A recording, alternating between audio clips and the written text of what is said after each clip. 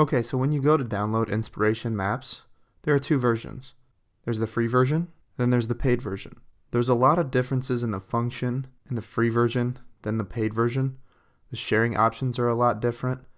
You can create a lot more mind maps using the paid version. With the free version, they don't even allow you to delete a mind map after you've created it. So I'm going to show you a few things, a way to get around that if you're on a budget, but maybe you could convince your administration to purchase the license for each of your students.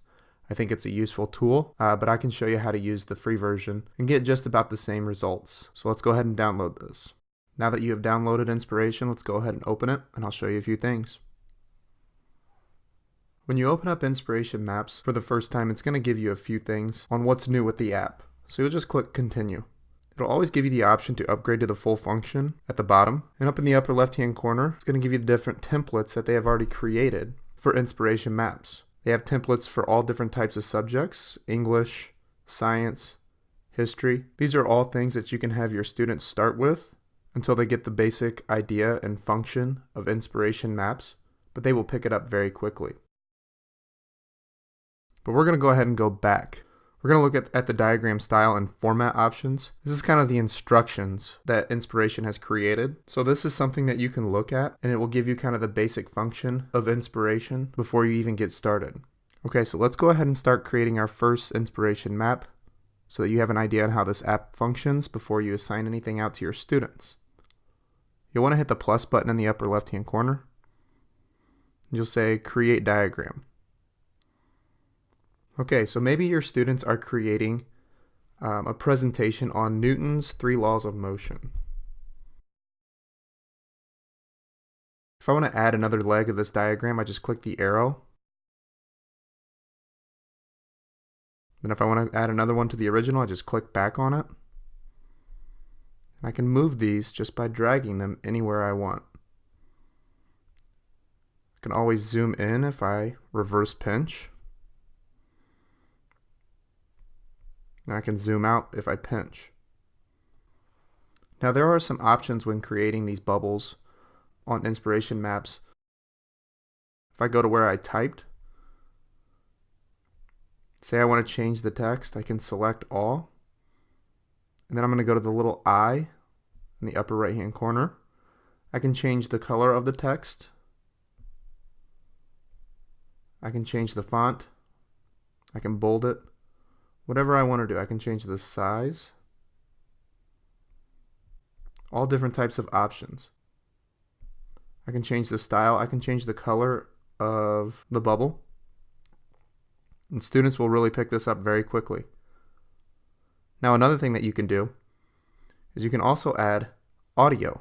So an audio feature, maybe a student wants to add a quick audio note instead of typing it down. This is great for students to add multiple features to their concept map, and it just gives them another type of content that they can create.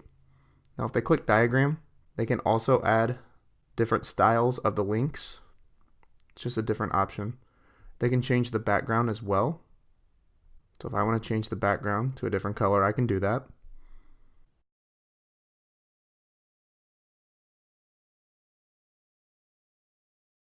Now if you click one of the empty bubbles, you can then click text, and you can hyperlink this to a URL, maybe to a specific website that is going to help this student. If they did some research, they can then look up that website and add that URL. They will be able to open up that hyperlink within the concept map. So that's a really cool feature as well. Okay, so those are the different style, text, audio, and diagram features. Now if students want to add different preloaded images from Inspiration, there's over 1,500 images available. They'll click the picture frame, and they can search through all of these different ones in the purple search bar up here. They can either look at each different category, or they can search. Say I'm looking for Newton, and notice that it has a preloaded picture. I can change the size of that by reverse pinching, and I can place it wherever I want. If I want to link that, I can link something to that as well. If ever I want to undo something, I can just click the undo button at the top right next to the picture frame, and I can click undo. So like I said, there are thousands of shapes, thousands of different preloaded images that you can add to that. But maybe your students want to add a photo that they saved either from Google Images or somewhere else. They have it on their camera roll. They can either add it from the camera or they can add it from the photos. It's going to ask if you would like to access your photos. You just have to click OK. You can add a photo, simple as that. So that's another option that you want to be familiar with. Now, if you want to add different shapes, you just click the blue shapes button and you can go through and you can click these different shapes. I really like this feature right here because you could do either a flow chart or you could do some sort of skit, and it helps get their ideas organized in a little bit better way. Now, if I go down here and I edit this, I'm just going to type in first law, second law, and third law.